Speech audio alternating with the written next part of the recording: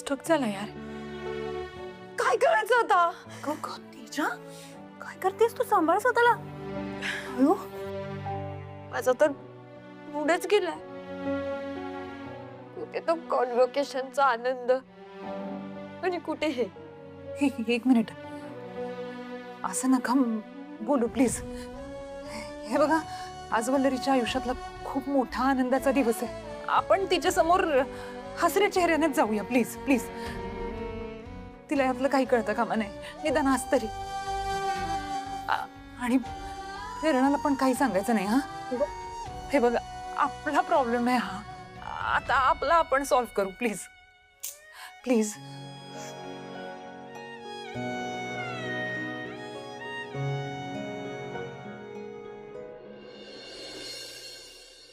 मन्या मन्या मन्या, अरे अजून आवरूनच राहिला का? पटकन आवरणं. मले माया लेकीचा सत्कार समारंभ डोळे भरून पाहायचा आहे. मला सांग, तू डबा का बरं घेतलाय? अरे पोरगी उपाशीच गेली रे सकाळी घाई म्हणून थोडे पोहे घेतलेले. भूक लागी जाईल ना तिले. बर.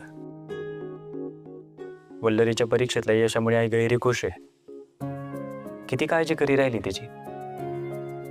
आधीच जर चांगली वागली असती तर. हो गैरे, मला ना तिले गोडधोडाचं करून खाऊ घालायचं होतं, पण आता रात्री ती आली ना की करते तिच्यासाठी. आज गैरा महत्वाचा दिवस आहे मला तिच्यासाठी. आई, बरं वाटी राहिले. तो हे रूप पाहिसत. खूप माया करी राहिली तू वल्लूवर. मग माई सून आहेस तशी गुणाची. आणि आजपासनं ती माई सून नाही, माई लेक आहे. माझ्या लेकीवर गैरी माया करायची मला आता. काकू, काय झाली का तयारी सगळी? नाही, आता तुम्ही सासू नाही आता, आता तुम्ही वकिलीण बाईंच्या सासू आहात. छान छान, मस्त तयार झालात. रेडी आहात ना तुम्ही? हो हो. बरं, एक मिनिट, मला फोन येतोय, मी आलोच. बरं, लवकर आहे रे मन्या. हो. किचन मध्ये काय आवरायचंय का? हो ग, थोडे काम पडले मी माही. मदत करते. हा चल चल, ये उशीर नको लवकर. व्हायला. ए लवकर आवरा. हो, हो. प्रेरणा आणि आजी जिजू पण निघालेत. काय केलंस तू? तू हर्षितचा कॉल का कट केलास? कारण मला त्याच्याशी नाही बोलायचंय. मिठू, अगं हर्षित कॉल करतोय, त्याचा कॉल उचल. काहीतरी महत्वाचं बोलायचं असेल तर. नाही, मला त्याचा फोन उचलायचा आहे, नाही त्याला फोन करायचा आहे. मला नाही बोलायचंय त्याच्याशी. अगं पण एवढं काय चुकलंय बाळा त्याचं? मिठू, ऐक ना, तू हर्षितला ब्लॉक का करतेस? हे बघ तेजा, तू खूप नोझी होतोय. मला ना माझ्या आयुष्यातून त्याला ब्लॉक करायचंय, ते पण कायमच.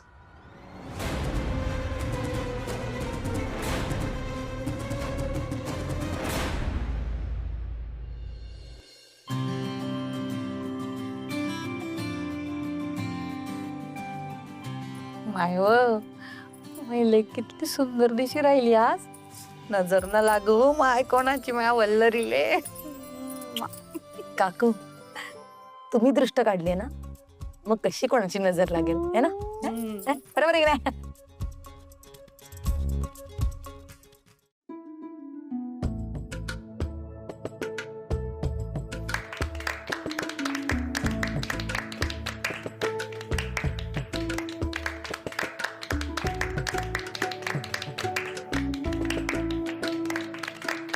नमस्कार.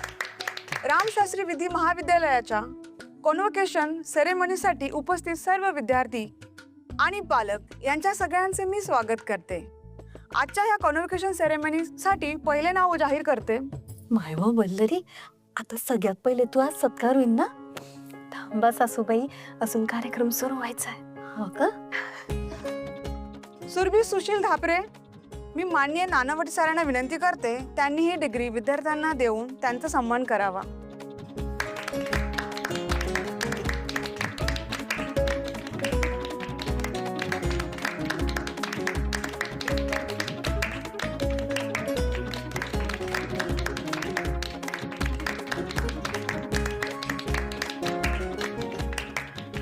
यानंतरची विद्यार्थिनी आहे सौ पल्लव.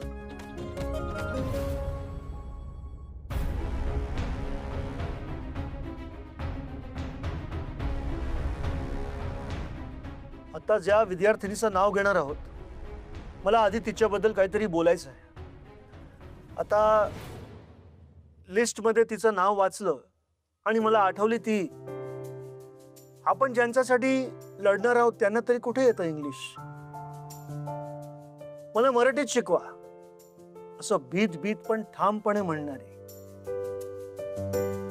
मी वर्गातून बाहेर काढल्यावर बाहेर उभे राहून माझी लेक्चर ऐकणारी, माझं डिबेट चॅलेंज आत्मविश्वासाने ऍक्सेप्ट करणारी. 3 दिवसांनी आपल्याच कॉलेजमध्ये वक्तृत्व स्पर्धा आहे इंग्लिशमध्ये, त्यात भाग घे. आणि फक्त भाग घेऊन होणार नाही, जिंकून दाखव ती स्पर्धा. बोला, हे मान्य? हो, आहे मला मान्य. मी दाखवेन जिंकून.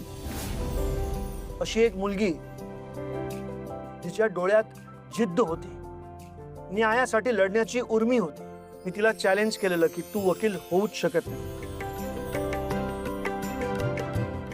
एका केसच्या युक्तिवादात जेव्हा तिच्याकडे डिग्री पण नव्हती तेव्हा तिने मला हरवलं.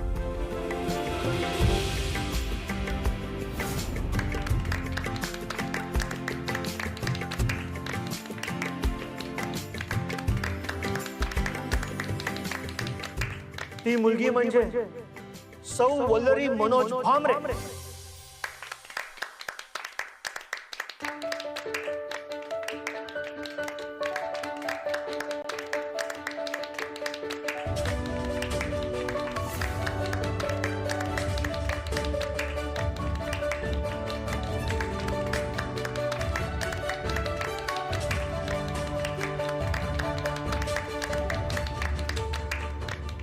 आपण परत जातोय गावाले. जाऊ ना परत.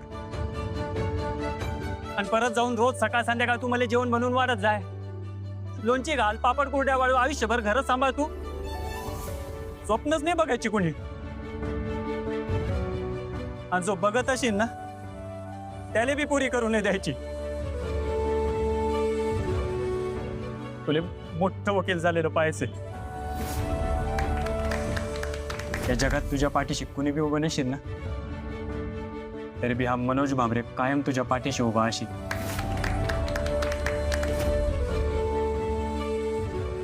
घे कॉफी, घे गरमा गरम, म्हणजे एकदम तरतर येईल बघ. अहो पण कर, अभ्यास कर.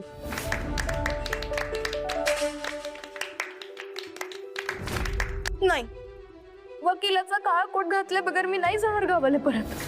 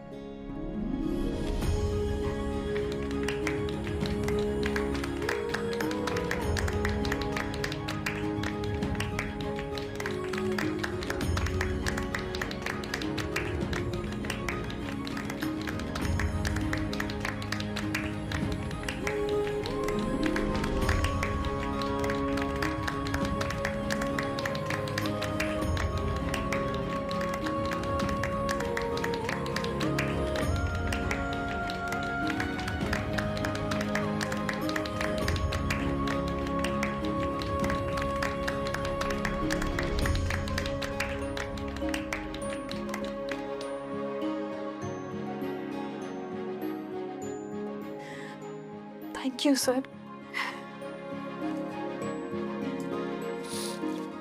वल्लरी, आज इथे तू 2 शब्द बोलावेस अशी माझी इच्छा आहे. Sir me please.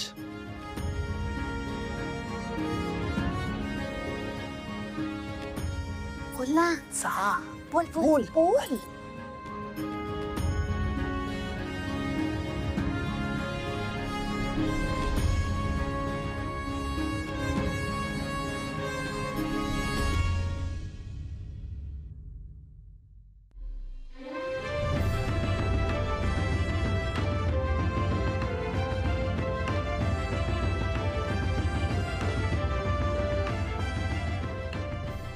नानावटी सरांले मी अडी तुमच्या सगळ्यांसमोर 2 शब्द बोलावे असं वाटतंय.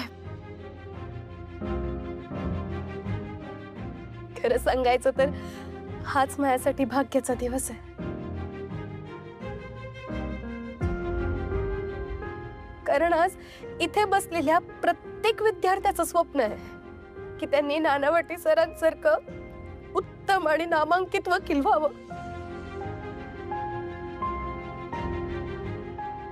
आपल्या समाजात ना एक साधं समीकरण आहे. लग्न झालेल्या स्त्रीचं आयुष्य म्हणजे चूल आणि मूल. तिने तिचं वेगळं स्वप्न पाहिलं ना की लोक लगेच म्हणतात, बाई ग हे शक्य नाही. हा आता तुम्ही शहरातली माणसं म्हणाल, आजकाल असं कुठे होतं, परिस्थिती बदललीये, काळ बदललाय. पण नाही हो, अजून अनेक गावांमध्ये हीच परिस्थिती आहे.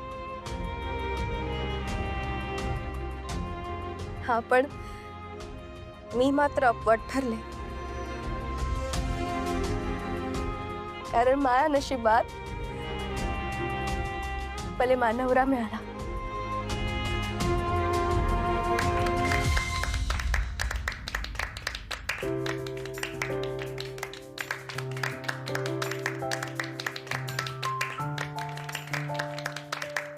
ज्याने माझं स्वप्न स्वतःचं स्वप्न मानलं. पण स्त्रीला काय हवं असतं, काय लागतं जगायला? पंख. स्वतःची ओळख निर्माण करण्यासाठी, उंच भरारी घेण्यासाठी 2 पंख लागतात फक्त. ते म्हणजे माहेर आणि सासर. स्त्रीच्या आयुष्यात जर का ह्या 2 पंखांचं बळ असेल ना तर ती आकाशालाही गवसणी घालू शकते.